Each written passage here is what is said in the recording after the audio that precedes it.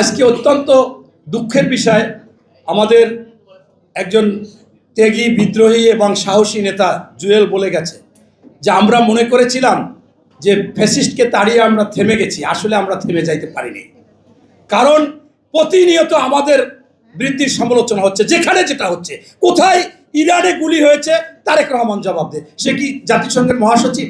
এটা কি আদৌ কথা?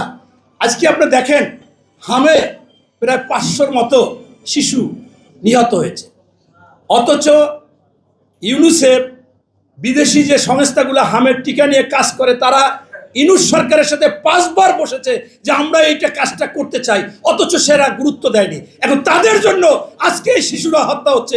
এই হত্যাকারী হচ্ছে ইউনূস সরকার বা অন্তর্বর্তীকালীন সরকার, তাদেরকে বিচারের আওতায় আনতে হবে, অথচ সেটাকে ঠেলে দিচ্ছে আমাদের উপরে। আপনারা দেখেছেন ইতিমধ্যে মহামারী আকারে শিশু ধর্ষণ, মাদ্রাসায় বলৎকার যে কাজগুলো হচ্ছে, আমি এই 2-3 দিনে দেখলাম যে বনশ্রীতে, মিরপুরে, এরপর আপনার একজন ইমাম, আবার সে একটা সংগঠনের নেতা, সে মসজিদে 6 বছরের মেয়েকে ধর্ষণ করেছে।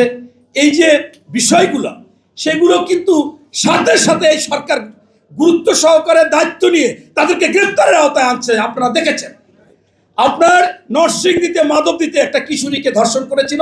কে করেছিল? মাদকাসক্ত তারেক রহমান নাকি সেই ধর্ষণ।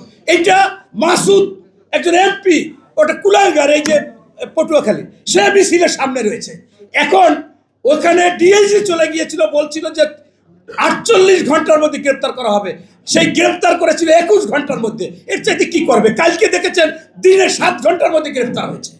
এরকম সব জায়গায় আইনের প্রয়োগ হচ্ছে, কিন্তু হয়তোবা আরও বেশি সাজা করতে হবে। হয়তোবা এদেরকে 3 মাসের মধ্যে দ্রুত আইনে বিচার করে তাদেরকে হয়তোবা এই ফাঁসি দিতে হবে এবং ওপেন ফাঁসি দিতে হবে। এই ধরনের কোনো কিছু হলে হয়তোবা হবে না। তবে আমি মনে করতেছি এটা একটা ষড়যন্ত্র, এটা একটা ষড়যন্ত্র, গোলা পানিতে মাছ শিকার করার একটা ষড়যন্ত্র।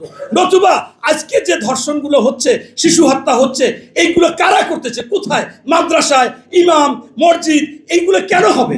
আমি কোনো দলের কথা বলতে চাই না। গতকালকে দেখেছেন যে ছেলেটা অনেক জায়গায় প্রমাণ দিয়ে অনেকে বলেছে যে সে দাঁড়িপাল্লার কাজ করতো মিরপুরে। কিন্তু আমি মনে করি কোনো দল না, যে ধর্ষক সে অপরাধী, তাকে অপরাধী হিসেবে, ধর্ষক হিসেবে তার বিচার করতে হবে কঠিন। এবং এটা ইনশাল্লাহ এই বাংলার মাটিতে তারেক রহমানের নেতৃত্বে হবে এবং হচ্ছে।